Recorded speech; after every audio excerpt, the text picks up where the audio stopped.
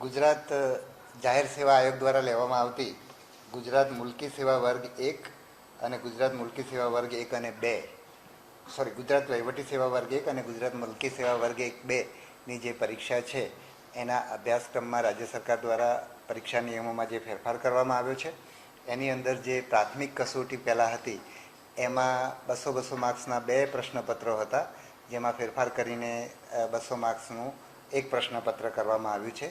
એ સિવાય એની જે મેઇન પરીક્ષા હતી એમાં કુલ 6 પ્રશ્નપત્રો હતા: ગુજરાતી, અંગ્રેજી, નિબંધ, સામાન્ય અભ્યાસ પ્રશ્નપત્ર 1, પ્રશ્નપત્ર 2 અને પ્રશ્નપત્ર 3. એટલે કે ગુજરાતી, અંગ્રેજી, નિબંધ અને સામાન્ય અભ્યાસના 3 એમ કુલ 150 માર્ક્સના એવા 6 પ્રશ્નપત્રો હતા અને ઇન્ટરવ્યૂના 100 ગુણ હતા.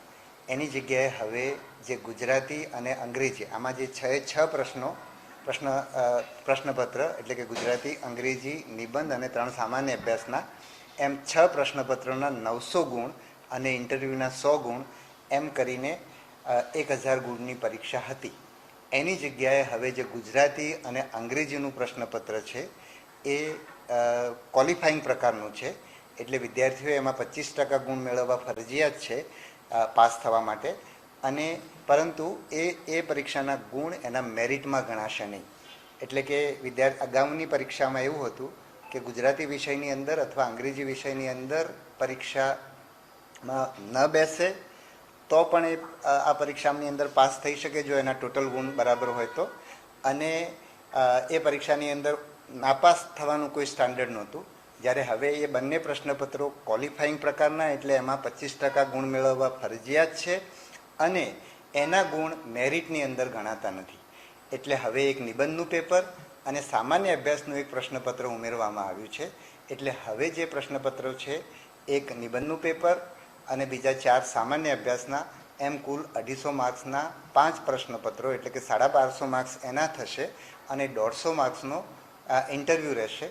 એ રીતે પરીક્ષાની સ્કીમમાં ફેરફાર કરવામાં આવ્યો છે અને આ ફેરફાર ઉમેદવારોની રજૂઆતને ધ્યાનમાં રાખીને કરવામાં આવ્યો છે.